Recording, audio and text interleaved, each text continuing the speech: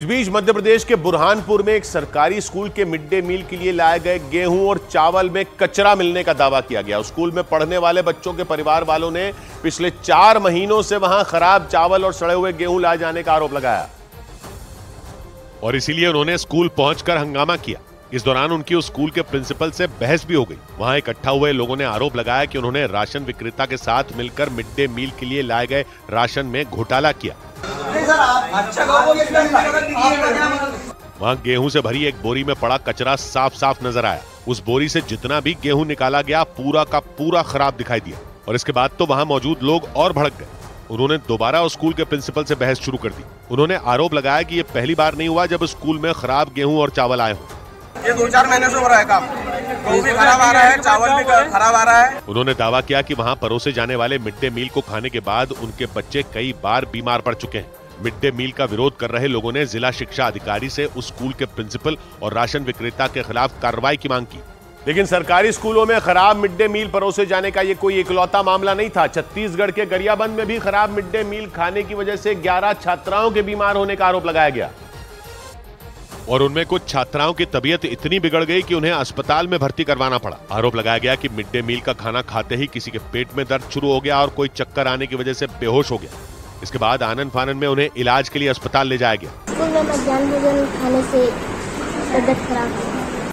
दावा किया गया कि वो खाना खाते ही उस स्कूल में पढ़ने वाली 11 छात्राएं बीमार पड़ गईं और इससे एक रोज पहले ही बिहार के सासाराम से भी ऐसा ही एक मामला सामने आया था। वहां मिड डे मील में परोसी गई सब्जी में मरा हुआ चूहा पड़ा दिखाई दिया था, जिसके बाद वहां हड़कंप मच गया था। कुछ बच्चों के परिवार वाले स्कूल पहुंच गए थे और हंगामा करते नजर आए थे।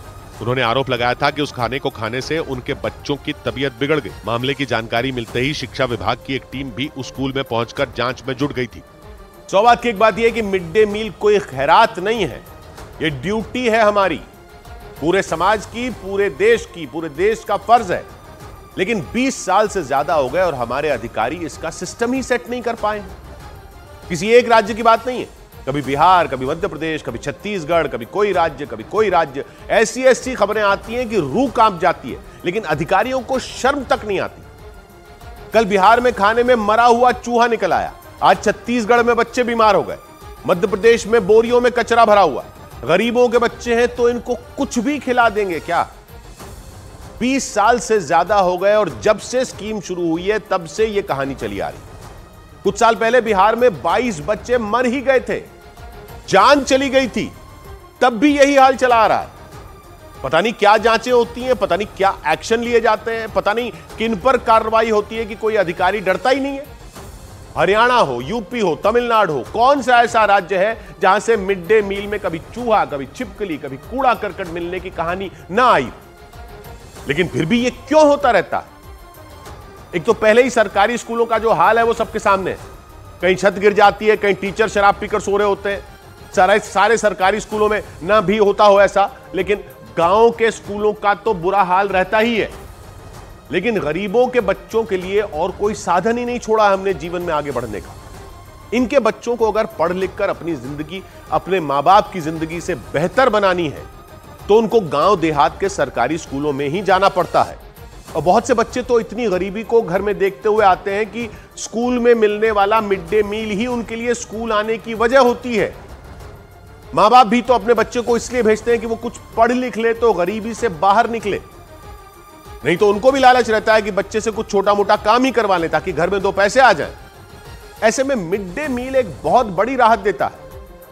लेकिन गरीब है मां बाप, तब भी तो मां बाप ही हैं, जहर खाने थोड़ी भेज देंगे स्कूल में। अधिकारियों की जिम्मेदारी कैसे नहीं है कि यह क्या दिया जा रहा है बच्चों को खाने में?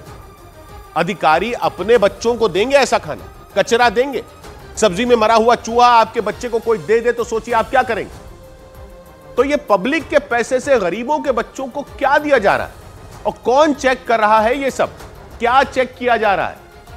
अगर पैसे की कमी है या धांधली हो रही है या ठेकेदार घोटाला कर रहा है या टीचर राशन की चोरी कर रहे हैं या जो भी हो रहा है वो सब अधिकारी ही तो देखेंगे। और नहीं देख रहे तो इनको भी खिलाइए ये मरे हुए चूहे वाली सब्जी।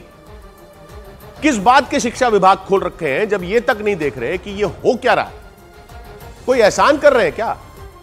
गरीब मां बाप कुछ बोलने की ताकत नहीं रखते तो कुछ भी दे देंगे उनके बच्चों को। कोई खैरात नहीं दे रहे हम इन बच्चों को स्कूल में खाना देकर, कोई एहसान नहीं कर रहे, कोई दान नहीं है। पुण्य नहीं कर सकते तो पाप तो मत करो। 100 बात की एक बात।